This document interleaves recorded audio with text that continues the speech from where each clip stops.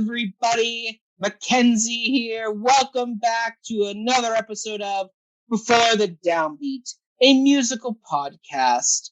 And we are excitedly diving back into a composer that we haven't talked about since season 1. Oh, yeah, it's been a while, eh? It's been a hot minute. And joining me on this re-entrance of canon is the wonderful, the incredible, the director extraordinaire, the Canadian B. Arthur, the John Adams of Canadian theater. I will not relate any characters from this musical to us because each situation is doomed, so no. Yeah, and there's only 2, so. And there's only 2, so. The 50-50 pick. Yeah. You know? Yeah, exactly. But it's Autumn Smith. Hello, Autumn. Oh, hello, everybody. So, Autumn, today we are jumping back into the canon of Jason Robert Brown, a man who we haven't really touched since our season 1 highlight episode, Parade. Mm-hmm. A much better musical. Agreed. I mean, I will say, compared to this musical, Parade is definitely my favorite. Yeah, but this is a really different musical, and he's playing with form, and yeah. I think he's going full Sondheim. He does, but musically as well, he goes full Sondheim. Yeah. So it's really interesting that he picks it up in this musical called The Last 5 Years. That's right. The last 5 years, I'm still hurting. That shooks the goddess.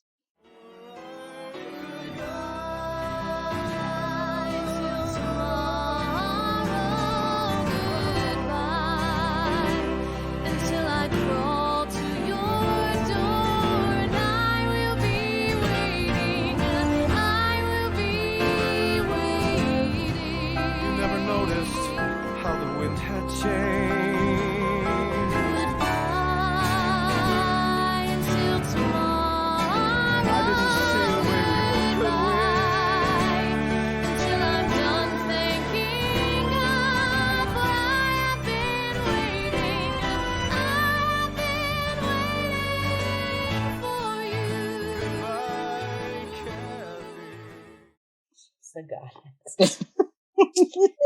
Very witty, though. Very witty. Very witty. Very witty. I'm surprised it's not on your lawn cutting list. It isn't. I mean, we'll get into this about my experiences with this show, which are surprisingly not as in-depth as other entries. Like our last episode, Music Man, where I literally had 9+ pages of notes. This time, I'm like 3.5. We're just riffing. We're riffing on it here. Yeah, exactly. But Autumn, you chose this one. And it's for a very special reason.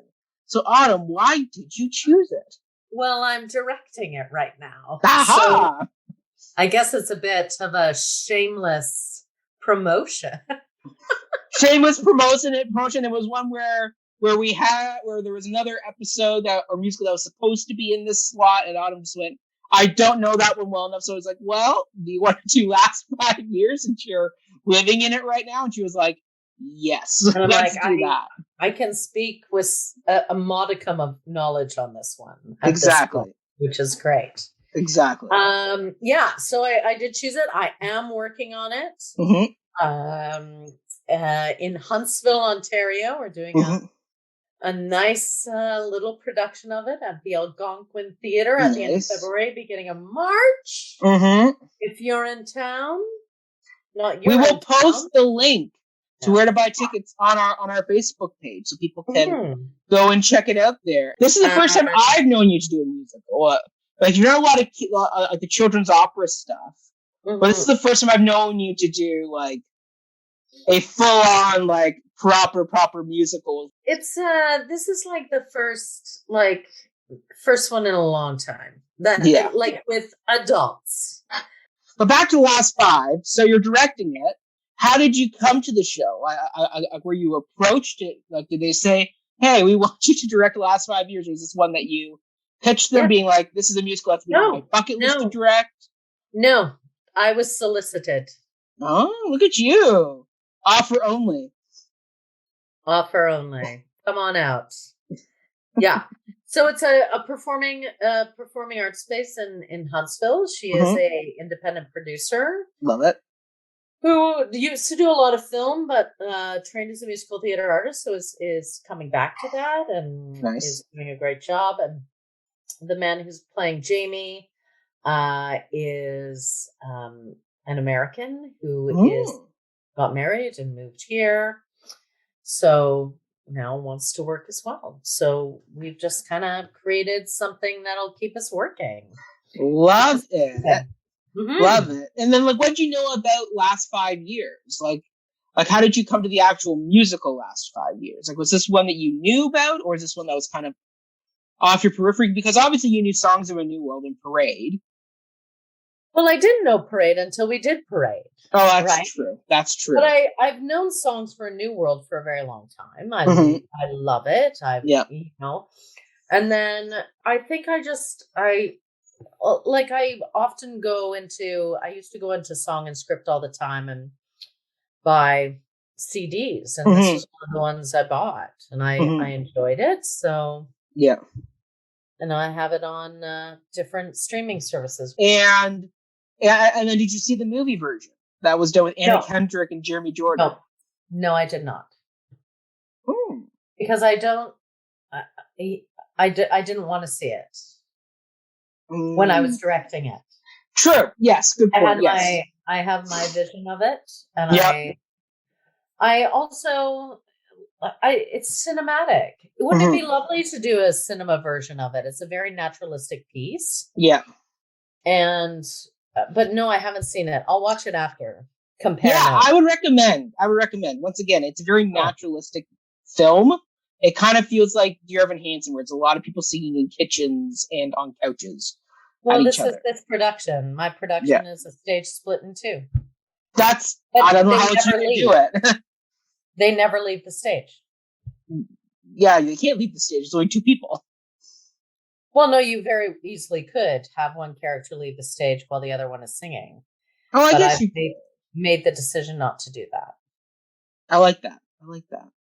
Yeah, they're on stage all the time, and it's an interest. Yeah, I want you to see it. All right, I'm coming up to see it, Autumn. I will make the pilgrimage up to Huntsville to see it. Yeah, bring your family. Okay. All right. I will say for me, my experiences with this musical is very limited. After discovering Parade, I kind of was like, oh, what else has Jason Robert Brown, this guy, done? And I was like, okay. So I listened to Songs for a New World. I listened to this, and I was like, okay, Parade's still my favorite. I'll stick with that one. Well, it just has the narrative line in it. It covers so much. It's like a ragtime, right? Huge. It's an epic musical. Epic storytelling, and I think there's a lot of finely crafted characters in that. This one is a little bit more autobiographical. I'm sure you'll get into that. Oh, Autumn, I have all the gossip. That makes it autobiographical. It's yeah. And it's him working through some stuff. It is. It clearly is. Which is interesting because the piece, he's very self-deprecating. Yes, he is. In portraying Jamie the way he is portrayed in this piece, which I find very interesting. Yeah, we'll get into that. I have noticed about that moment. About some of those moments there. But yeah, I mean, so I'd listened to it. It was kind of there in the background. It was like, yeah, he also wrote that one. But I did see the film version when it came out. Because, I was like, oh, Anna Kendrick, Jeremy Jordan. Oh, look, people who can actually sing in a musical movie. Ain't that a rarity? They both sing really well. And, for the most part, this director who also did P.S. I Love You, which is one of my guilty pleasure films with Gerard Butler and Hilary Swank. What is this movie? Have you never seen P.S. I Love You? Oh, is it a musical? No. It's a romantic dramedy. Romantic dramedy. Yeah, it's like a dramatic comedy. You heard it here first. Yeah. It's like Marry Me, that new one with J-Lo and Owen Wilson. Yeah, I would say probably a little more serious. It's the whole premise is Hilary Swank and Gerard Butler are a married couple, and then he gets, I think it's brain cancer, and dies. Oh, God. Yeah, so. And that's on like the first 20 minutes. And then basically she's depressed, obviously, in the place. And then 1 year after he's passed, she gets a package. And it turns out he's recorded all these messages to her and written all these letters that basically force her out of the house and into like the world. Kind of sounds like Afterlife with Ricky Gervais. Kind of, just a lot more heartfelt. Kathy Bates is in it as the. Have you seen Afterlife? I think I did once because it came up on like you like P.S. I Love You. Watch Afterlife. Devastating. I watched the trailer for that and I cry. Oh boy, Ricky Gervais is brilliant. He is a very underrated actor, I'd say. But he's a comedian, and it goes to show you that the best actors are comedians, and vice versa. Well, I mean, comedians do so much. I mean, from the understanding rhythm of dialogue to then ultimately, I mean, what's that adage on him about comedy? It's like comedy is just one step with the sad clown, right? It's that it is the sad clown. Yeah, it's their sad clown. Yeah, exactly. It's self-effacing. Mm-hmm. Yeah, exactly. But then P.S. I Love You. It's a great little mid 2000s romantic comedy drama. That's like that. It's really good. It's on Netflix. Devastating, ladies and gentlemen. You and Sarah should watch it. It's very heartfelt. Okay. All right, we'll see. And plus, also, it's nice to see Hilary Swank in like not a super serious, depressing $1 Million Baby role, but like in a nice kind of uplifting role. Because it's all about going through grief and ultimately kind of ways to pick yourself up afterwards. Right. It's really interesting. It's really good. Okay. I highly recommend it. All right. P.S. I Love You. P.S. I Love You. Anyway, that guy directed it, and I'm like, yeah, I can see that. This is why he directed it. Because once again, it's a better relationship. It's about breakup, right? It totally fits in his wheelhouse. And I mean, surprisingly, that director actually does a really good job directing musical numbers. I mean, they're kind of basic in the sense of there's not much you can do with them. I mean, it's a lot of couch singing and riding on your bike and walking the streets of New York. But that being said, he still does a really good job capturing the emotion. But that's what the musical is. The musical is very modern, very, very suburban. It's very easy. I mean, it's just, you're gonna act it. If you can't act it, don't do this musical. Yeah, exactly. You just need to be in space for an hour and a half. Yep, exactly. Period. Exactly. But yeah, that's my experiences. I've seen the movie, listened to the album, and then I'm coming up to Huntsville to see Autumn's production. Yes. I've seen no production of this, and I am now directing. Well, perfect. You're going in with a nice blank slate. Yeah. Well, that's how I like it. Exactly. So, Autumn, what is the plot of the last 5 years? For those of you who don't know the last 5 years, but know Parade and all the other ones, I'm like, what is this other Jason Robert Brown piece? Quite simply, it's about two people. Yep. And a writer, an aspiring writer who becomes a highly successful writer over 5 years. And his girlfriend who becomes his wife, who is an actor. Yeah. And it is about their 5 years in a relationship. The caveat to the simplicity of that is that she tells her side of the story going from the end of the relationship to the beginning. And he tells their story from the beginning to the end. So the only time they ever connect on stage or sing really together on stage is in the middle, that is the story. That is it. That it is that basic. It's only one person going forward, one person going backward, and it's all about this sadly doomed relationship. Yeah, I mean, it's full of love. It is full of love. We're fighting for. Exactly. But they're in their 20s. Yes. They get together in their 20s. We all have that. There. Yeah. In there, mistakes are made. Yeah. You think it's it, and you fight for it, and you don't even know who you are in the world and what you're fighting for, and they just miss each other. They find each other in the middle, but they miss each other, and they don't fully understand the relationship thing. Yeah. And they're both at very different points in their career. Yeah. And I think that's hard. I mean, the male character basically he has book deals thrown at him. He doesn't even have to work for it seems, in the play. And she is constantly climbing uphill, like climbing literally as said in one of the songs, climbing uphill. Yeah, climbing uphill. I'm climbing uphill. I'm climbing uphill. Every day is a new struggle, right? Yeah. So they miss each other, and it's very interesting. It's a great piece to dig into from an actor perspective, because you just let people play.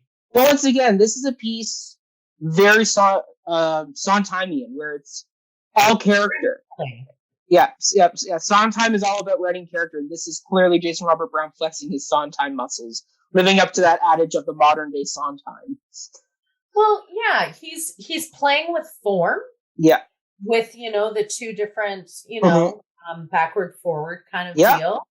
But he also plays with music beautifully. Like he has a ton of different musical motifs that are present and genres that pop up. Like you have Yiddish klezmer, you have kind of honky tonk, you have blues, you have traditional musical theater, you have Celtic, right? You have there's a ton of stuff that he jam packs in there because he's playing, and I have to value him for that. And in the music when there has to be a switch in intention, like he gives it to you, it's all there. Yeah. Well, it's like Shakespeare, right? Shakespeare gives you those intentions.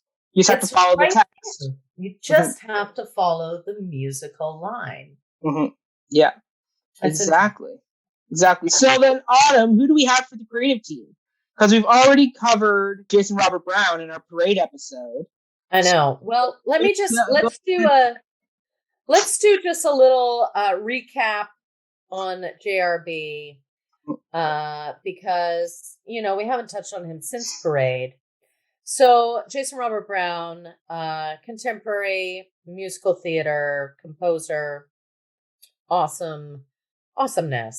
Songs for a New World, of course, Parade.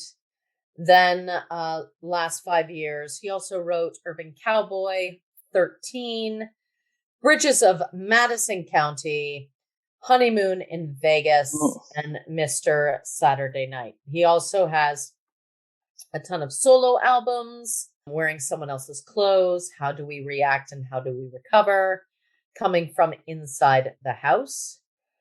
And he's also written the Hanukkah Suite. So he took traditional Hebrew songs, infused them with up-tempo rock and roll rhythms, and Leonard Bernstein inspired chordal flavors. Love that. He loves playing with music. He because Ariana Grande was in 13. Yes. He also does some stuff with her. He wrote The Waverly Gallery, which was a play by Kenneth Lonergan. He did vocal arrangements for A New Brain. And he did The Trumpet of the Swan, which he composed and conducted by Marcia Norman. So, who we talked about in what episode, Autumn? Come to My Garden. Love Marcia Norman. Yes. And then the only other person I really have is the original director, which of course is the wonderful Daisy Prince. Yes, who we mentioned ever so briefly in Parade, because she was on the recommended Jason Robert Brown to her father, who is who, Autumn? Hal Prince. That's Harold right. Prince. Yes, that's right. Bless. But so Daisy's work includes Last 5 Years, Songs for a New World, It's Only Life, the songs of John Puccino, Also did Pentimento with Jessica Molaski and Frank McCourt. She does a lot of concert work. She did the NYSF Public Theater Public Sings 2012, Jazz at Lincoln Center's American Songbook. She does stuff at Carnegie Hall, at Joe's Pub. And as a performer, she did Merrily We Roll Along, the original Broadway cast. She was one of the young ones. Her and Jason Alexander. And her daddy just said, yeah, I'll put you in this. You're a kid. Let's do it. She was in Follies in Concert at the Lincoln Center, Pal Joey at Encore. And her film credits include 3 Woody Allen films, Everyone Says I Love You, Deconstructing Harry, and Celebrity. She also has produced 3 plays with Bonnie Metzger and Talia Field at the back of downtown. She's a graduate of Brown's University and a member of the New York faculty of Syracuse University's the Tepper semester in NYC. Upcoming projects include the original musical The Connector with Jason Robert Brown and Jonathan Mark Sherman. So clearly her and JRB have formed a very strong partnership where they do a lot of work together. Yeah. Yeah. That's perfect. It. All That's right. It. Wow. And now me. Do you want me to do my Broadway resume? Sure, Autumn. This seems like the perfect time. I'm kidding. Haha. That's if you do want Autumn's full biography, listen to our episode 1, where Autumn gave her full backstory. Well, that's so long ago.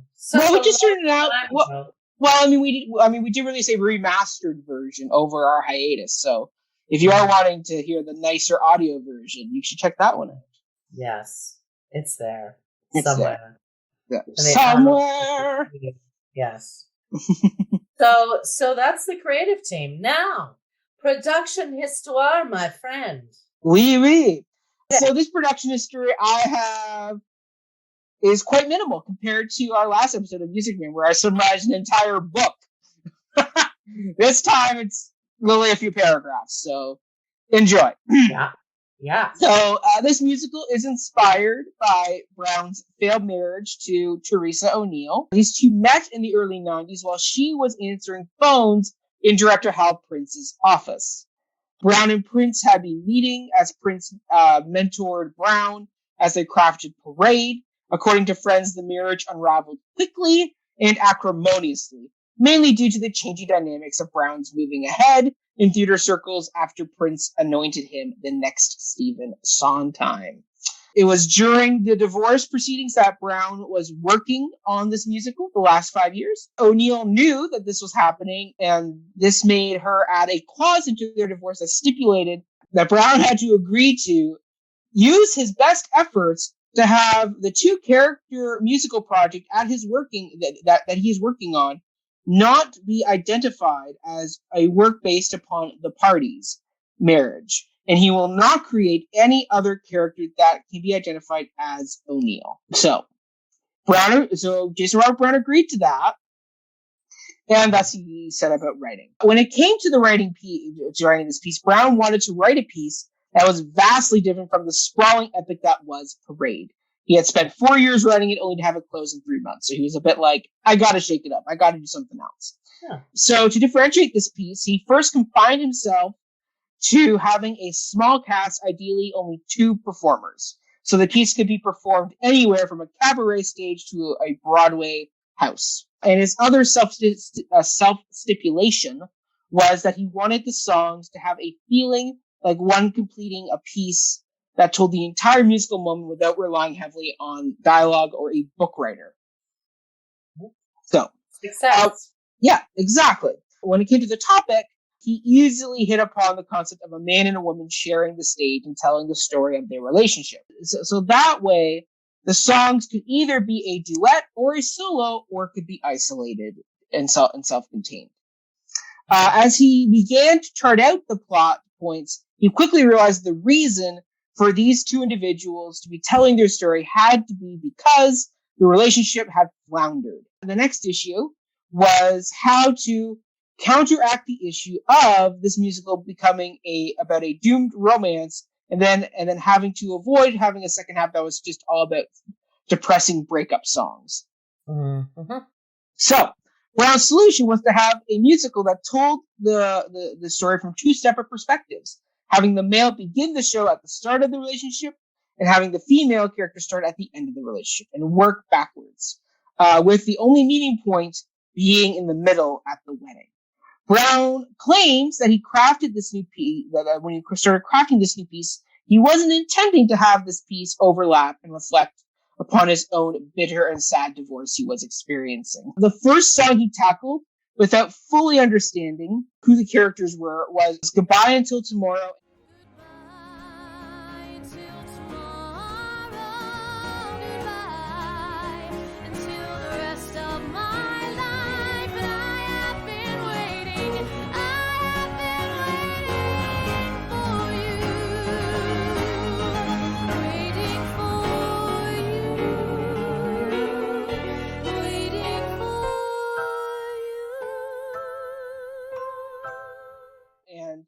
I Could Never Rescue You. I called Elise to help me pack my bags. I went downtown and closed the bank account. It's not about another shrink. It's not about another compromise.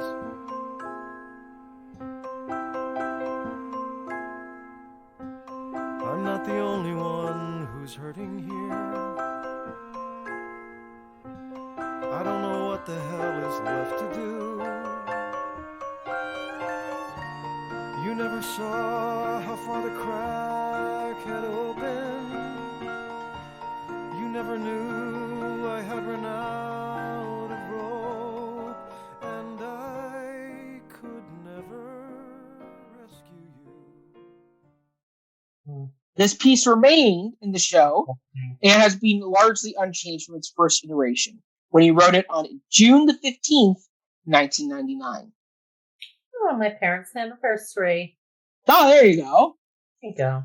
Mm-hmm. Brown wrote the piece, working from either end of the show, with his last song being the wedding song. This didn't end up being his last song, and we'll explain more of that in a minute. Brown has reflected and acknowledged that during this writing process, it did become therapeutic for him and allowed him to heal from his divorce. He admitted that characteristics of both him and O'Neill's personalities did ultimately work their way into Jamie and Kathy. Brown worked diligently to have both his lyrics and music be stripped down to their bare essences and not to lean into the overly showy style of a big Broadway musical. Mm-hmm. Brown has now often deemed this piece his first grown-up show. Right? Really? I know. Which is weird, because Parade is very grown up. Very grown up. And Songs for a New World, I would say, is pretty grown up. Yeah. Either way. So the musical premiered in Chicago at the Northlight Theater in Skokie, Illinois. It ran from May 23rd, 2001 to July 1st, 2001. The production starred Lauren Kennedy as Kathy and Norbert Leo Butz as Jamie. Yeah. Mm-hmm. Brown then pitched the show to Thomas Cott at Lincoln Center. Lincoln Center announced it would produce the show in New York, but then dropped it after O'Neill's lawyers told the theater in a letter that they believed the play, as produced recently in Chicago, violated the agreement of the parties. Marty Bell and Ariel Tepper picked up the option on the show and immediately found themselves embroiled in litigation. Brown sued O'Neill for interfering with the last 5 years, and O'Neill countersued Brown, as well as Bell and Tepper. As part of the legal settlement for both suits, Brown removed all references to the character being Irish Catholic and changed the song I Could Be in Love with Someone Like You to Shik's a Goddess. If you had a tattoo, that wouldn't matter. If you had a shaved head, that'd be cool. If you came from Spain or Japan or the back of the van, just as long as you're not from Hebrew school. I say now I'm getting somewhere. I'm finally breaking through. I say, hey, hey, Shiksa goddess, I've been waiting for someone like you.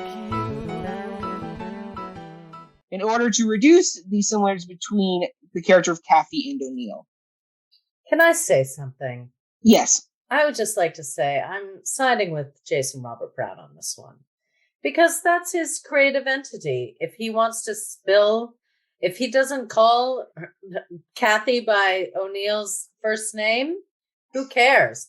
He can make it about anybody. Yeah, but when he started writing this piece, that stipulation was already in the agreement of. Yeah, well, it was stupid. Don't sign it.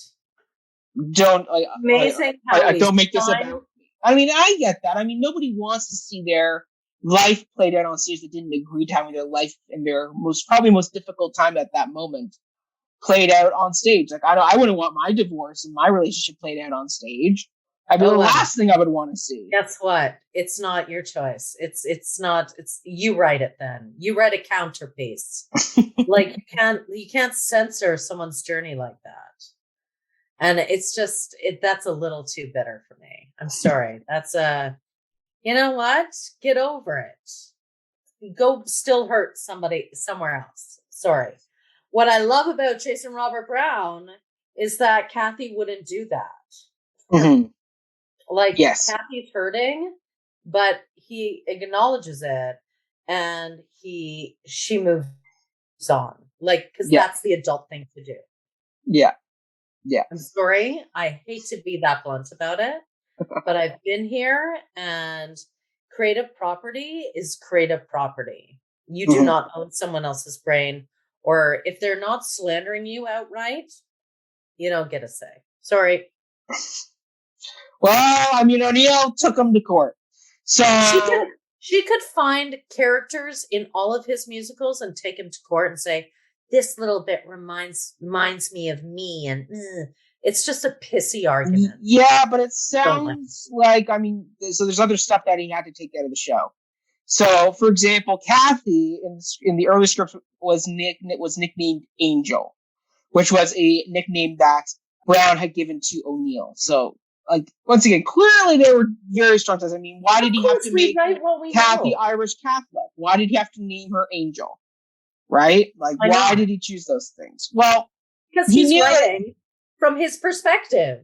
He is, but he also signed the agreement of, I will not blatantly just therapize our relationship in the musical. And he broke that agreement. Everyone does this. Everyone does it. I know. So she needs to let it go. I'm sorry, but write your own musical. That's my suggestion to her. Write a counter musical. Oh, wait, can you? I don't know. Maybe therein lies the rub. Well, either way, so Brown took out the references to Kathy being called Angel, and O'Neill read the revised script and signed off on the changes. Brown also agreed to pick up O'Neill's legal fees up to $55,000 with monthly installments of $10,000. Producers Bell and Tepper also had to guarantee the payments. The dispute was ultimately resolved on February the 7th, just as the last 5 years is about to begin previews in New York. Yeah, I have a lot of empathy, Mackenzie Horner. I know you do. When you start to mess with someone's creativity, that's where I draw the line. That is fair. It's called censorship. And it's listen, I agree with you, but I also go, Mr. Brown did sign a document that said he would not do this, and he blatantly did it. Was tough. Yeah. So anyway, so the show opened in New York, off Broadway at the Manette Theater on March the 2nd, 2002, with Daisy Prince, as we said, daughter of Hal Prince, directing. Norbert Leo Butz returned as Jamie, and this time Kathy was played by Sherry Renee Scott, as Lauren Kennedy had a previous commitment with a role in South Pacific in London. The production received mixed reviews and closed on May the 5th 2002. The production, though, won the 2002 Drama Desk Award for Outstanding Music and Lyrics, as well as receiving Drama Desk nominations for Outstanding Musical, Outstanding Actor, Outstanding Actress, Outstanding Orchestrations, Outstanding Set Design.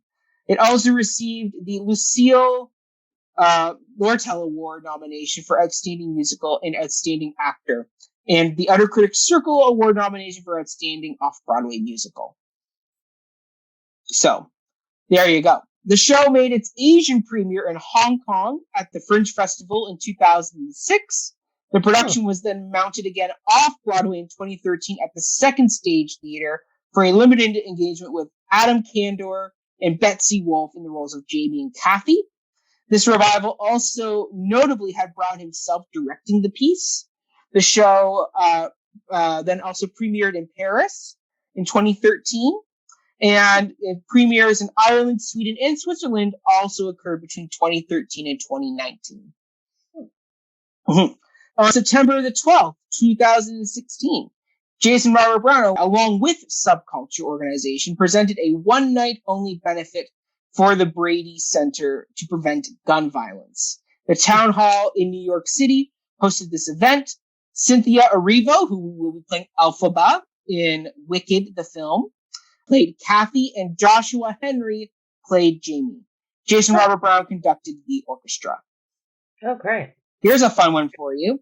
In 2019, the musical was directed by Seinfeld actor Jason Alexander. In a production in Syracuse, New York, Alexander introduced two dancers who shadowed the characters of Jamie and Kathy. Reviewer Linda Lowen wrote, with approval of Brown, Alexander's vision has resulted in a production more interactive, more compelling, more visual, and more suited to those 20-something millennials who, like Jamie and Kathy, grapple with love, career, independence, and commitment. No. So clearly the dancers worked. No. And Brown approved them. So. No. Great. I'm glad. But Jason Alexander, please just stick to acting. That sounds like the worst idea. I'm sorry. I'd have to see it, obviously. I'm not going to make a judgment, but no. That is a no. He actually directs a lot. It's so naturalistic. Mm-hmm. I have a puppet in one of my scenes, but it's with great purpose. Mm-hmm. I can't imagine people dancing around.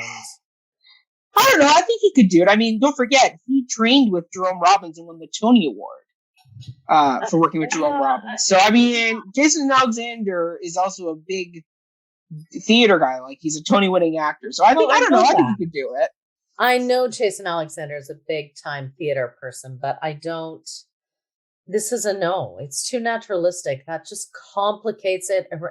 I just have visions of a very bad devised theater piece. I don't know. I mean, I would love to have seen it just to see what it was, because I think it could have been interesting. For sure. I don't know how that would relate to millennials. I don't know. Do we need to spoon feed them? Here, this is happening all the time. That is a show and tell, not an inviting. And I don't like it. I don't like it, Jason Alexander. I love you, George Costanza, but no.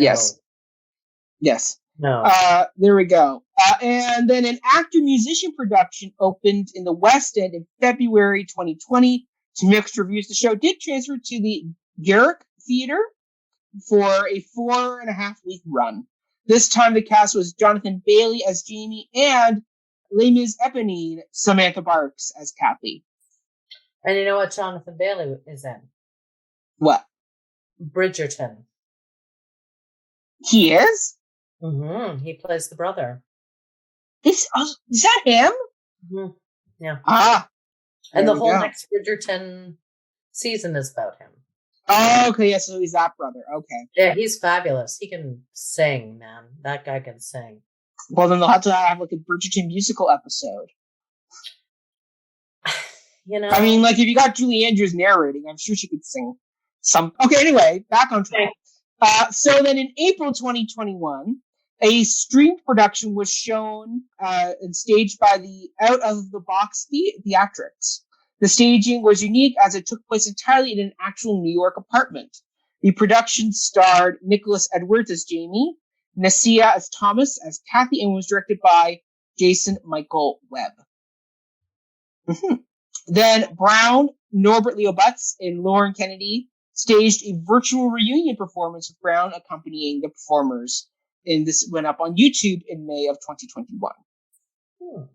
And of course, the last big note we have is there is a film version starring Anna Kendrick and Jeremy Jordan, directed by the P.S. I Love You director, Richard Gravesey. The film premiered at the 2014 Toronto International Film Festival and had a limited release in theaters in 2015. The film received mixed to positive reviews. Both Kendrick and Jordan received praise for their performances, and many critics have cited this as Kendrick's best performance of her career. The film is currently rated 60% on Rotten Tomatoes. And that's it for production history. Autumn, let's get into our top 3 songs. What is your number 1 song? I'm so in it. It's really hard. And I don't. You put yourself in this position. I don't want to be biased, but I'm very biased in this show. I'm gonna say, "See, I'm Smiling." I mean, we'll have to try a little harder and bend things to and fro to make this love as special as it was 5 years ago. I mean, you made it to Ohio. Who knows where else we can go? I think you're really gonna like this show. I'm pretty sure it doesn't suck. See, you're laughing and I'm smiling by the river in Ohio, and you're mine. We're doing fine. Did not make my list. No, didn't make my list. I love it. It's just, it's very, it's heartbreaking. It's someone. It's heartbreaking. It's someone really clinging to a lifeboat, being like, "It's still working. It's still working," even though honey, the ship is sinking from underneath you at this point. It's we're going to be okay, right? We can do this, right? Mm-hmm. Even though she's not convinced that she wants to. Yeah, but she's doing it because it's what feels right in the moment. Well, yeah, it's. She doesn't realize what she's sacrificing when she's asking. Yeah. And it's really, it's hard because why would you want to be with someone who doesn't want to be with you? Yeah. That's the ultimate tragedy. Mm-hmm. And she's also struggling, right? Like she's also struggling, and we can't use relationships to save ourselves. Yeah. Because that's not going to make us happy. It's not going to make the other person happy. Yeah. And ultimately, it's not what she wants, I don't think. I think no, I mean, once again, she talks about it where it's like, "See, we're happy, we're smiling, and it's, don't worry, you're here in Ohio to see me perform." And he's like, "Yeah, no, I really got to go back." And it's, and then it all crumbles down, right? The facade goes. It's the cheated on housewife.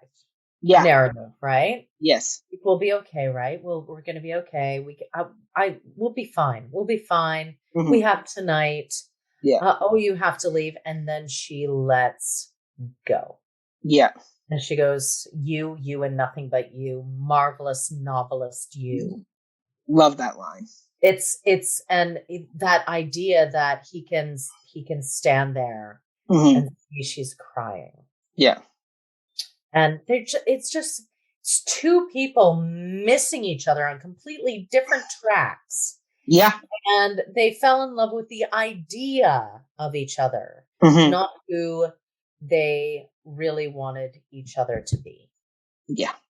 They couldn't support each other in that moment. Yes. And if you cannot fully support your partner, no matter, he doesn't fully, he tries to fully support her. But he's still self-obsessed enough to not. Well, it's not even that. He just doesn't get it. Like, he's he's had everything handed to him. Like he leaves Columbia and the phone starts ringing. He's like, I'll send you my manuscript. Yeah, okay. And then he gets a book deal. And it's like, oh, yeah, okay. Oh, yeah, I've published a book. Oh, yeah, sure, I'll write another book. Yes, it took effort to write the book. Yes, but he was a kid. Yeah. And she was his muse. And that brings us to my thought on mythology. It's very myth-based. This musical is very myth-based. It has elements of, he mentions, you're my personal Aphrodite. Yeah. And it goes beyond that, though, like the way he talks about her when he talks about, you know, when he reads his book out loud. Yeah. He has things like her breast heaving. It's very over-sexualized. And it's this idea, this Pygmalion idea, number one. And then he's also Odysseus. Yeah. Because he goes off and he has a life and she is waiting. Now that's her choice to wait. But she is waiting. She is playing the patient wife. And she keeps saying, I'm waiting. She mentions waiting 1,000,000 times. Yep. You know? So it's the Penelope story. Yeah. So I'm Smiling is very, for me, it's just, I find it almost more heartbreaking than I'm Still Hurting. I agree. Well, once again, there's more. Well, once again, the I'm Still Hurting is the after. The I'm Still Hurting is the moment, right? It's the break, right? It's the moment of. She knows. No, she knows. She knows when she comes in. She knows when she finds that letter that it's done. It's just the nail. It's the nail in the coffin. Yeah. But she already knows. And there's a relief in knowing. Yeah.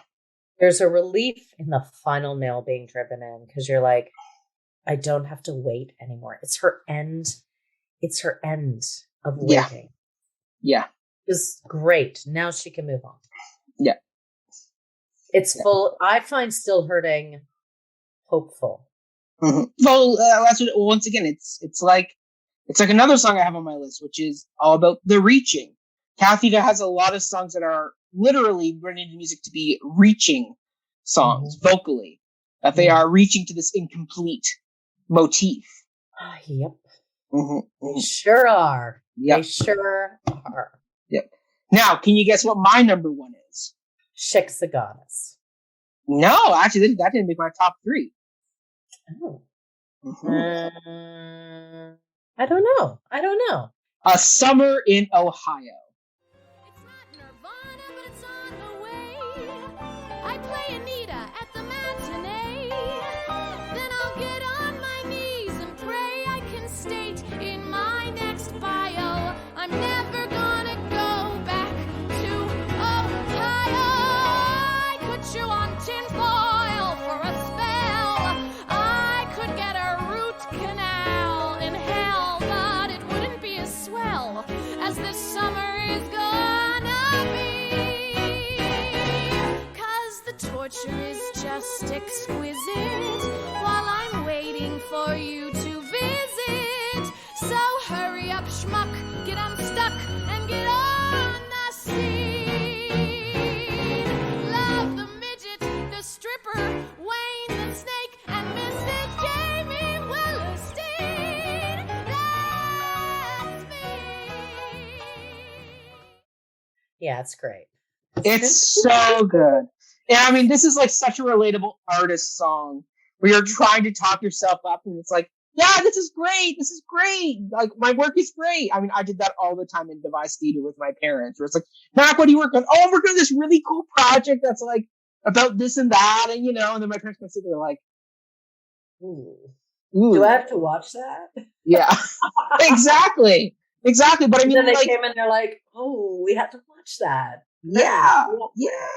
But I mean, even like styling all the way back to when I didn't get into the acting conservatory. And I'm trying to find the next thing I'm going to go into and talking up whatever that thing was. I think I found it. It's like, oh, stage combat. Yes, that's the thing I'm going to go into. That's the thing I'm going to do. And like spend my life on. Okay, no, that didn't work. Okay, devised theater. Okay, that's going to be the thing. Well, and Summer in Ohio is great because she's anticipating him coming. Well, like she's anticipating his arrival, and anything is possible. I mean, this is a woman who's stuck in Ohio. I figured this out. I think she's toured a little bit with this motley crew. She was in Kentucky, at a Borders in Kentucky. Yes. And she says about finding his book, and isn't that nice? And this guy named Richard is hitting on her, and she buys his book. But I'm buying the book. I laid my visa down. Yeah, exactly. It's great. And just the gay midget named Carl playing Tevye and Porgy. Like that, the little person doing that. I mean, that's just so great. And the fact that her as a white woman is playing Anita in the matinee of West Side Story is it just encapsulates what regional theater really can become, which is we're holding a show together by tape, working with who we got and what we got, and this is it. We decided that her track was Anita in the matinee, or Shark Girl, number 5. Love it. And Fruma Sarah. Good choices. Like just these that ugly choice, right? Yeah, exactly. Which is the complete antithesis of the audition song, When You Come Home to Me. Like it's so sweet and Irving Berlin-esque. And then she gets cast as Anita at the matinee and Fruma Sarah. It's hilarious. Yeah, exactly. And I mean, the song is great also just in the fact that it really captures her desperation of writing this letter to Jamie, trying to make herself feel just as good as he does being successful. Where she's like, my summer's going great in Ohio. Like, I'm really making this my best summer yet. Even though underneath it's like Camelot. It's like the song Camelot where it's just reaching and reaching and reaching musically for funny that you say that. I don't see it that way at all. It's all reaching. The song is all about reaching, and it's like that facade of Camelot. She's creating this facade of a successful summer, doing summer stock touring in Ohio. Yes, playing the matinee Anita. Like, and that's Camelot's all the facade that Arthur's selling her on. I mean, there's no way that the snow magically clears by whatever date, and the leaves magically fall in piles. But he's crafting the facade. Yeah. Like, and that's exactly what she's doing. It's great.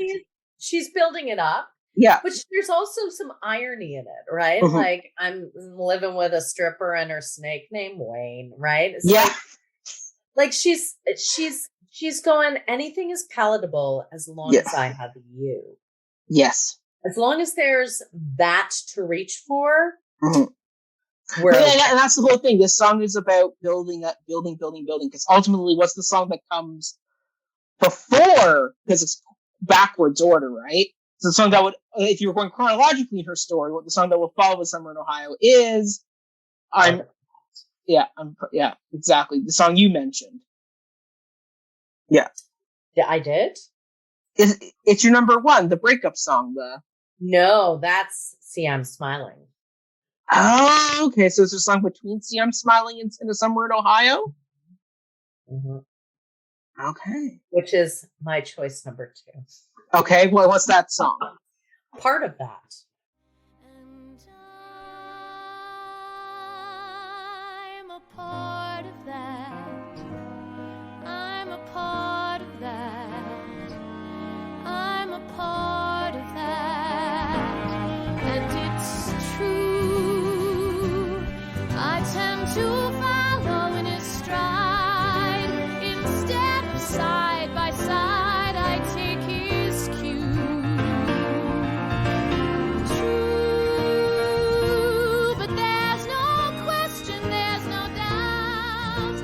I said I'd stick it out and follow through. Right. It's her showing up and being the good wife. Yeah. And trying to convince herself that this is the role that she's destined to play. The ultimate role in life. Yeah. But while she's doing it, she starts to see the flaws and him staring catatonic out the window. And then she says, but then he smiles and lights up the room. So we get in See I'm Smiling, you know, her smiling and him laughing. And that smile is usually the thing that's okay, even though it's just a performance. Yeah. I mean, that's something to make my list, but it is definitely. I love it. Yeah. I love the tune of it. It's beautiful. It is. I find it a big I want song. Oh, it's a huge I want song. Yeah. Yeah. It's gorgeous. I mean, if you think about it, in her track, that would be her third song, right? Yeah. Which is, as you said back in episode 1, the I Want song is usually the third song of the show. But in this one, it subverts that because, yeah, she wants that, but she's also questioning the want of that. Yes. And it's brilliant. It's brilliant to play. It's brilliant to direct. And she's at his book signing and she's playing the dutiful wife. And he's there and he's reading and he's smiling and she's amazed, but she wants more. It's heartbreaking. Yeah, the tragedy of this is huge. But it, you know, and so many people would say, well, this isn't a tragedy. And I'd be like, but it is. It's a huge tragedy because you know where it's ultimately going to end up for her. It's a human tragedy. It is a human tragedy. They both end up unfulfilled, I think. I don't think he is fulfilled. I don't think so either. Right? I mean, there's a reason why his eye wanders, and we will get into that as well. He's 20. Yeah. I mean, like, there's a reason that people say that people who get married in their late 20s, early 30s, have a more successful marriage statistically than those who get married in their early 20s, and there's a reason for that. They are not flighty anymore. They know they have some structure. You know, they go, oh, okay, I know hopefully who I am. I didn't find out who I was till I was in my 40s, but that's because so much of who I was wrapped up in my relationship. Yeah. I had my teenager years late. I had everything late. God, love that. Yeah. Okay, what's your number 2? The Next 10 Minutes. I want to die knowing I had a long, full life in your arms that I can do forever. You share your life with me Forever. for the next 10 lifetimes, for a million summers, till the world explodes, till there's no one left who has ever known us apart. I do love it. I do love it. When they come together. It's the most cathartic moment. It's the moment as an audience member where, like, you've seen these two characters telling this story from opposing points of view, and your heart and that completionist attitude in your brain of wanting to, like, complete the. Yep. Your brain's like, oh, do the last thing, right? And that's what the next 10 minutes is. The next 10 minutes is that completion where it's like, okay, you're coming together. Okay, we're getting a moment. Okay. Yeah, and it tricks you because you buy into their moment and you kind of momentarily forget, oh yeah, her story started with the end. So we know where he's going and, like, we know where it's ultimately going to drive in. It's so great. And I love how in the music, the orchestra is playing these repetitive chords and the bowing is repetitive. It's almost like time froze. There's a stopwatch on the timer and it's just holding this moment in time. when neither story progresses either way and they're connected. Yeah. It's the before the yeah. And I mean, this also feels so Sondheimian in the sense of it's almost like A Boy Like That and I Have a Love, where the melody is secondary to the lyrics. The lyrics are what are important in this moment because it's their connection. Because the melody isn't all that memorable. It's more what this moment is and what they're saying to each other and the vows they're making to each other that ultimately don't get fulfilled. The other thing that keeps bringing me back to the Penelope story is the emphasis on time. Yeah. It is all about time structures. It is about, in the Shmuel song, he gives her the gift of time. What is time? Yeah. Time, like next 10 minutes, next 10 lifetimes. What is that? Right? What is that promise? What is 5 years? What is, you know? So time is crucial in this. Numbers, those like, and the pressure of time on her when he gives her the gift of time. Like, how do you live up to that as a human being? If someone gave me the gift of time, I'd tell them to piss off.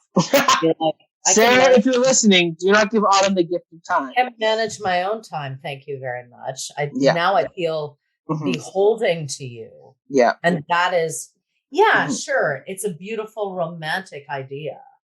It's a great gesture. And I think he means it with the best of intentions, but I don't think he realizes, because of the privilege that has been bestowed on him, what that is like when you give it to someone. Yeah. You know? It's a pressure cooker. It is. It really is. Once again, the next 10 minutes, it literally is almost like a time bomb. Like, right? If I don't get a gig, if I don't, if I don't seal the deal, if I don't, God. Go wipe the ashtrays in the bar, keep doing what you're doing, and keep working, because that's going to keep you on top of things. Yeah. Go. Yeah. But my number 2, the next 10 minutes, the only connection point of the show. Yeah, it is a beautiful moment. I'm surprised it did not make your list, Autumn. I was expecting that one to be on your top 3. No, it's not. I'm debating over my third. I don't know what it is. Well, you're up, Autumn. What is number 3? If I Didn't Believe in You. I don't want you to hurt. Hey. I don't want you to sing. But you know what I think? I think you'll be fine. Just hang on and you'll see. But don't make me wait till you do to be happy with you. Will you listen to me? No one can give you courage. No one can thicken your skin. I will not fail so you can be comfortable, Kathy. I will not lose because you can't win. Almost made my list, but I chose another Jamie song. I like it because he's struggling. Yes, he is. He wants her to go. He doesn't want her to go. He's 20. This is his 20-year-old. It's very messy. I find, and he says in this song, he says, I will not lose so you can win. Yep. And he's become resentful. Yes. And he hates himself for that. He feels guilty about that. It's an awful song. Well, once again, it's the messiness of the final fights when like the divorce is happening. This is when the gloves come off and the things that are most hurtful are said to inflict the most pain. But it's not even there. It's the counterpoint to a part of that. Yes. And where they're still in the muck and mire of trying to figure out their relationship. And their marriage, and she's shutting down because she can't go to another party and watch him flirt with other women. Yeah. And he's putting on a show. He's putting on the Jamie show. Yeah. Jamie Land, because he thinks that's going to sell books. And he's 20. And I'm not making excuses for cheating on your partner, but he's 20. This is why you shouldn't get married in your 20s. They're the living proof of why relationships don't work in their 20s, because he has no idea who he is. Yeah. She has no idea who she really is. Yeah. So, bye-bye. I just love it. I think and he's trying, but sometimes it comes off really bad. Yeah. If I didn't believe in you, we'd never be here. Oh, well, thanks. That makes me think you didn't believe in me. Yeah. And I think this is Jason Robert Brown exercising all of his demons. And yes. Well, this feels like a very real fight. These lines feel very real. This is a soliloquy song. This is his soliloquy, right? Yeah. And you can hear it. It's very impassioned, and it's messy. It's a messy fucking musical. Sorry, I just dropped a lot of F-bombs. No, it's earned it. Yeah. Do that. I've added in a lot of F-bombs in the show because they live in the moments. Love that. You know me. I know you. I know you very well. Yeah. Yeah. Okay. I had a close fourth though. Ooh, let's see. Let's see. Well, my number 3 is another Jamie song, which is Moving Too Fast. I got a singular impression, things are moving too fast. And you say, oh no, step on the brakes, do whatever it takes, but stop this train. Slow, slow, the lights turning red. But I say, no, whatever I do, I'll barrel on through, and I don't complain. No matter what I try, I'm flying full speed ahead. I know, I'm shocking with this list, aren't I? Yeah. Yeah. Yeah, okay. I like this one because the song captures the foreboding of rushing into this relationship, but also it's such a catchy, bluesy song, and it moves at such a speed that you get swept up in the madness. And it's understandable to see how Jamie kind of overlooks his ill feelings of feeling panicked and rushed and hurried, but he's like, doesn't matter, I'm in love, I'm moving forward. And it's that 20-year-old energy of, nope, moving ahead. It's almost, you know what the piano's like? It's almost like the real big news in Parade. That driving piano just doesn't stop. It's just, but it's bluesy, so it's like you're feeling the high, It's unrelenting. Yeah, it's so unrelenting. This show is a very difficult sing. Yeah. Because he plays with octaves and it's ridiculous. Oh, this song jumps. And for me, this song is where I related to Titanic, because this is like Titanic in the days before it hit the iceberg. When everything's going along great, Jamie's riding high, the ship's riding high, you get the warnings of iceberg in your path, like, don't go this direction, and they go, no, we're fine. Anything that could sink our ship, we'll see it in time and turn. Doesn't happen. And that's what happens with Jamie. Jamie's got all these little red flags that he's picking up of, this doesn't feel right. I feel this is rushed. I'm moving too fast. My career's moving too fast. And then doesn't matter. He drives straight into that iceberg.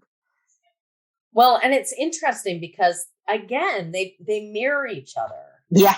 I can do better than that. It's like, I'm throwing caution to the wind. Let's move in together. Yeah. And in my version, moving too fast is he's just picked up the lease. Yeah. He's picked up the lease. He has his contract from the book agent sitting there. And he's like, is this real? I mean, Jewish tradition, they're superstitious. So superstition or is this a thing? You can hear his mother's voice going, Jamie, be cautious, Jamie, right? Because it feels a lot of good at one time. And we always question that, right? Well, we're wondering, where's the fall? Where's the bad thing? Where's the anvil that's going to fall on my head? Before the fall. That's right. Yes. That's right. Exactly. So, it's a good song. And it's got a manic energy to it. So manic. I'm going to do it. I've had a ton of Jolt Cola. Let's go. Yeah. Yeah. Yeah, exactly. It's got that wild 20-year-old manic energy of throw caution to the wind. Let's just ride this wave and see where it takes us. Yeah. And he has moments in the song where it goes, yes. Yeah, well, once again, exactly. Yeah. Once again, it's that Jiminy Cricket conscience going, and you're just like, fuck off. Like, I'm doing it. Yeah. Exactly. It is true. Yeah. Okay. Yeah. Okay. So, what are your favorite songs? Okay. Number 1, Nobody Needs to Know. Nobody needs to know.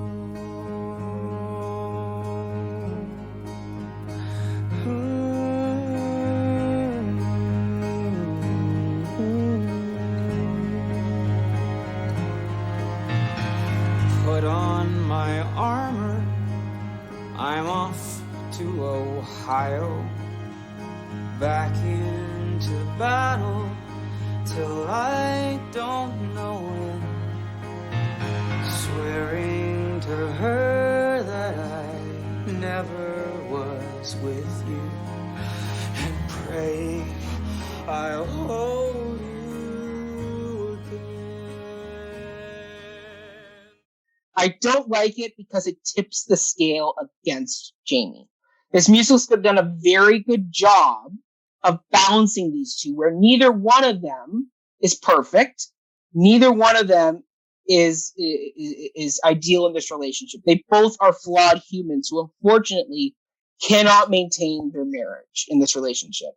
This song, though, of Jamie actually cheating and sleeping with another one and waking up beside her, and then blaming Kathy, turns him into the bad guy, the guy who cheats in this relationship. And for me, I go, pardon? He cheats way before that. He's constantly looking at women. I know. Trust me, we get into that song too.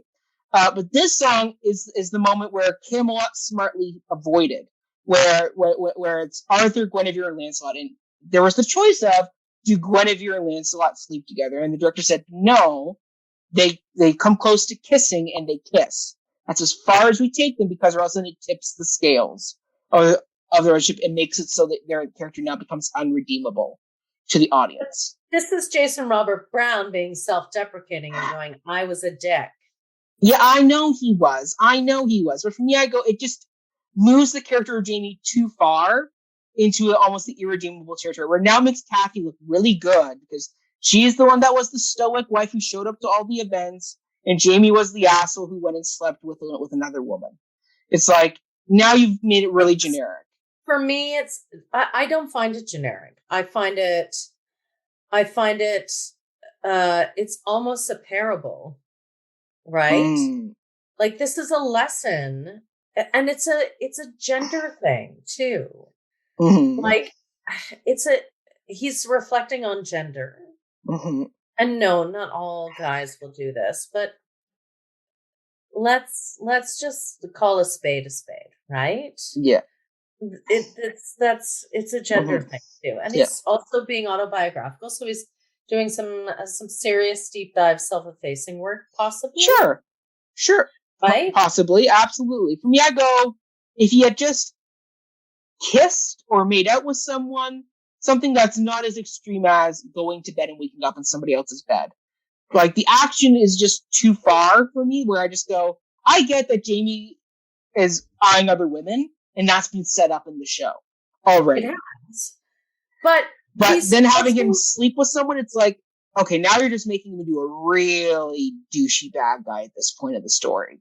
I don't think this part is douchey. I actually think this is him trying to escape something. And he says as much in the song, right? He says, like, I have a private room just for me, and she comes in and blows it up. Right? Like, that's talked about in the song. But that's his perception of her. Like, he set her up to be an ideal. It's a Pygmalion moment. Mm-hmm. He set her up to be an ideal, and she does the same thing to him. Yeah. Pride comes before the fall. Yes. Right? Mm-hmm. She just handles it differently, but this is his answer, and this is his way of trying to escape something that he doesn't want to be in anymore. Does he do it the right way? No. But it is insanely human. I don't disagree. It's human. I just go, when your show is with two people, and Jason Harper has done a pretty good job of balancing these two and not making either one of them an outright bad person. It's just people who are young, who are in a failing relationship. And now it's like, okay, now we're going to take them one step too far with Jamie and make him act on his impulses. I don't mind this song, but I do mind the song where a miracle could happen. In fact, you can't even look at them. Close your eyes, close your eyes, close your eyes. Except you're sitting there eating your corned beef sandwich, and all of a sudden this pair of breasts walks by and smiles at you, and you're like, that's not fair. And in a perfect world, a miracle would happen, and every other girl would fly away, and it'd be me and Kathy, and nothing else would matter. But it's fine, it's fine, it's fine. I mean, I'm happy, and I'm fine, I'm fine, I'm fine. That's my other choice. Right after they get married. That is my note as well. Yeah. And I'm like, oh, this is a dick move. This is the setup. Yeah. So trying to find ways to counter that is really not easy. And this is a song I loathe in the show. If I could cut it, I would. Yep. Because this sets him up to be the bad guy. Yes. And we automatically side with her. As soon as he utters the words, pair breasts are moving toward me and I can't do anything about it. You're like, you're a dick. Get out. Yeah. Kathy, get out. You just want to yell at her. Get out. Right? Well, exactly. And that's why that's my number 2 pick. Is because I go, that song gives me whiplash, where I go, we literally just had this beautiful connection, 10 more minute moment where he's professing his love. They're freshly married, and all of a sudden now he's lamenting being unable to sleep with other women. I'm like, we missed a song here. There should have been another song of, I'm bored. I'm bored in my marriage. This isn't fulfilling me. I'm missing that Shiksa girl energy, lustful feelings. I'm now married. It's like kind of like after you get married, right? It's like that. Oh, okay. Well, now we're committed. This song kind of does that, but I wish that JRB had offset it, where we have a little bit of climbing uphill. I'm climbing uphill, Daddy, climbing uphill. I'm up every morning at 6 and standing in line with 200 girls who are younger and thinner than me, who have already been to the gym. Yeah. And then a bit of the song, and then a bit of climbing uphill. So we get the monotony, because climbing uphill is such an astounding song. And that was my number 4. It was your number 4? My number 4, because it's that repetitive. It's so repetitive. And if I could make it work, I would intercut them, because I don't want to make Jamie just the bad guy. I don't think that's fair. Well, that's exactly it. That's not fair to Jamie. Once just again, these 2 people that came together in lust. It's a Romeo and Juliet story for the 20s, right? Yes. And infinite, you have to try to make them interesting, even though they're a couple in their 20s. Yes. And how the hell do you do that? Yeah. Because it's like, right? Yeah. Thank God there's beautiful music to help along. Yes. But, it is a story about people in their 20s, and everybody in their 20s should go and see it. And everyone in their teens should go and go, oh, I won't do that in my 20s. I'll just stay single. Maybe date, maybe not date, maybe just have fun, you know, and figure out who the hell I am in the world. Yeah. Right? Yeah, exactly.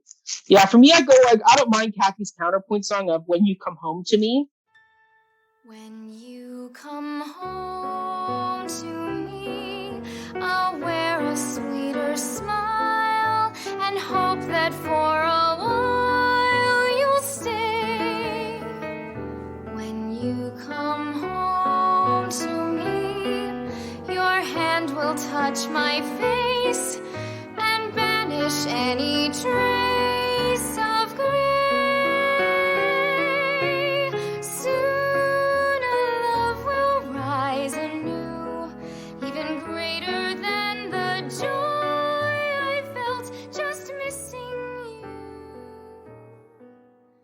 it's fine. I mean, I like the fact that we get the bluesy piano underplaying Kathy's moment, a song where I'm like, Jamie's there and it's kind of chugging along once again. It's kind of just driving this undertow, which like I'm fine. And I mean the whole like her getting rejected and coming home, and I mean it all works thematically. I just go, her counterpoint is, man, it's just that Jamie song gets such freaking whiplash where I'm like, oh my god, like Jeremy, what are you doing to me here?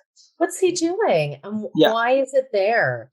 Yeah. It could be done. It could be done better. If Jeremy looked at it again and spliced it in between climbing uphill, like that monotonous. Yeah.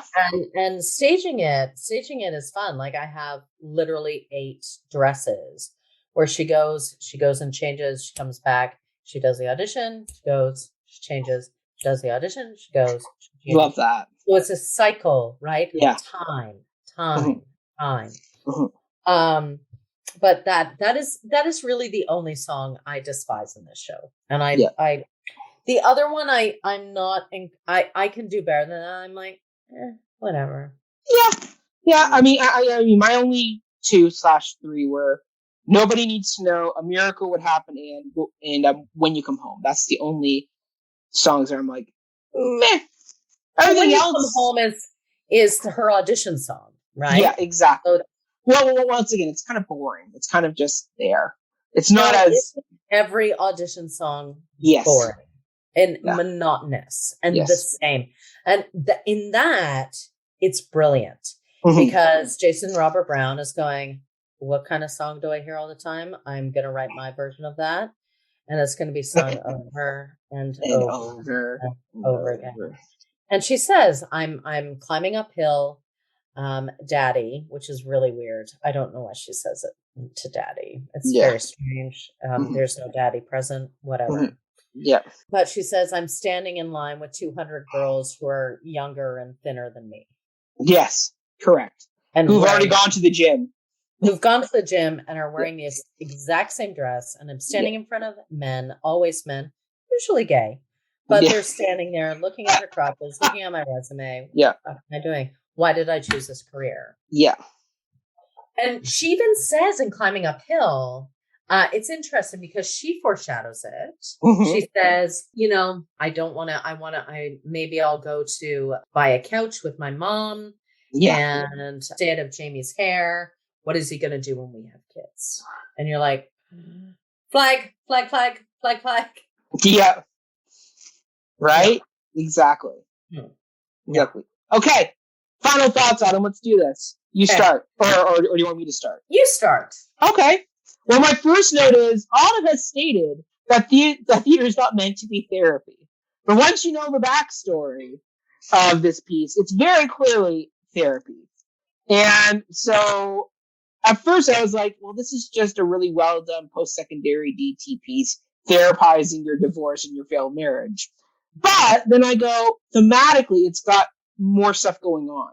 It's got more relatable stuff. It's much bigger.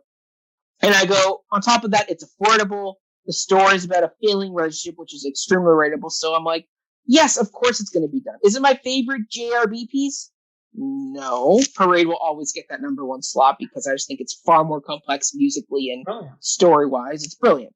But I go, this is a solid follow-up piece to Parade. This is like Jason R. Brown going, I did the big mega musical. Now see what I can do when I confine myself to small cast, small orchestra, small story. Yep. And he did it really well. And I go, yep. Like, I don't think this will ever go to Broadway because it's not meant for Broadway. This piece is perfectly meant for the regional theaters, the cabarets, the small, intimate spaces. Because the story is intimate. When you take it into a big space, it would totally ruin the story. You wouldn't connect. But having it in a small theater out in Huntsville, perfect. Because it's all going to relate.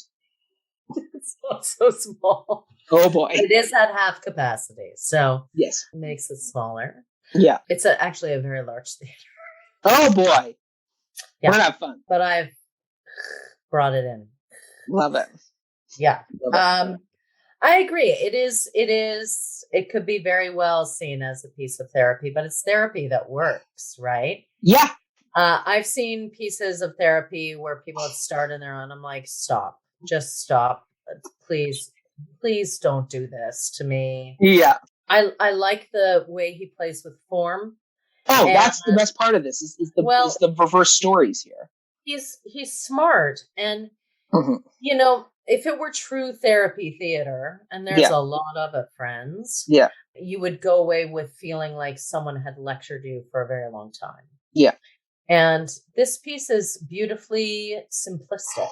Yeah. So it allows the actors and the director to play and to keep playing and nourishing that. And I have to say, it's been really nice to direct something a kitchen sink musical, really. Really. You know, and foster that very naturalistic Uda Hagen that I love. Yes. Without big song and dance numbers. Yes. No fabrics, no boxes, just two people on stage. There is fabric. There is. Lynn's going to be so happy to hear that when she comes and sees this autumn. But there's only one thing. It happens in the Shmuel song. Yes. I've done something, I hope, very sweet with Jamie and endearing. Because I think he is sweet, and I think he is endearing, and I think he is a storyteller. So I have accentuated that storytelling. Excellent. That is good. I like that. Yeah. I like that. But I think it should be produced. I think it's a beautiful show. Yeah. And it's a great piece for people to work on. Like, yes. It's a gift. Yeah. It's a great character piece. Once again, it's a great character exploration. It's a great university piece where you just explore. I don't know if it is, because I think you need a little bit of weight. You need people who can sing the crap out of this thing. True. I mean, it is hard music. Well, just J.R. Brown never writes any easy music. I mean, look at All the Wasted Time or This Is Not Over Yet. Like, the complexity, rhythmic work he does in that is huge. But this is even more so. Like, the sing on this is way harder than even Parade. Yeah. It's like the octaves and the rhythm changes and the musical genre changes in this are what's happening, right? It's crazy. It's mind-numbing. The band is like, and I'm like, no, this needs to go faster. Like, it's in the music. And they're like, okay, it's really going fast. I'm like, no, this is the Sondheim moment. You can hear it. This is Patter song. Da da da da da da da da. Right? Yeah. Yeah. So it's fantastic musically, and I think it needs people who have gone through this journey to do. True. Yeah, you need the maturity. Yeah. To reflect. You need to have lived through the moment in order to reflect on the moment. That's it. That's the ticket. That's the ticket. And on that note, Autumn, let's wrap it up. Thank you all for listening. Be sure to listen to Mr. Brody Weld's newest album, Locust, found on all musical platforms, including Bandcamp, Apple Music, all those places. Autumn, where can people find and follow you? All the places. Autumn DM Smith, Littlewood Smith, Timber Beast Productions, and Lesbianist FM. And Autumn, you're running a contest right now on Let's Be Honest. I am, because I'm doing a walk for my local community. Very exciting. If you donate to our team, $100, we give you shout out on our radio show. Love it. You donate $250, you get some swag and a shout out. And if you donate $500, you get to be a guest. Do I have to donate to be a guest on your show, Autumn? Yes, at this point. Turn it, Autumn. It's an expensive venture. Apparently. Apparently. Yes. Chip in with your friends. We can put on a musical. Love it. Love it. Awesome. Fantastic. Well, remember to follow us on Patreon, where we do all types of extra good content from movie musical commentaries. Maybe we'll do one of the last 5 years starring Anna Kendrick and Jeremy Jordan. Yeah. We also do top 10 lists where we could do top 10 small cast musicals. We do all types of fun stuff there. So be sure to check us out on Patreon. Donate a little bit every month. You get a little extra good Autumn Smith, Mackenzie Horner content. Who doesn't want that? Right? It's like Christmas. Exactly. Christmas every day. Exactly. Exactly. And you can follow me at Mackenzie Horner on all social media platforms. Follow me at Cup of Hemlock Theater as well, where I do all types of fun other antics, from artist interviews to theater reviews to roundtable discussions, all types of good stuff. Yes. Be sure to check it all out. Other than that, everybody, stay healthy, stay safe, and remember that we are part of it. And we're part of that. Dun-dun-dun. We'll see you in the next 10 minutes. Yes. Au revoir. See you in Ohio this summer. Yes. Autumn will play Anita. I will play Corgi. Thanks, everybody. See you later. Bye.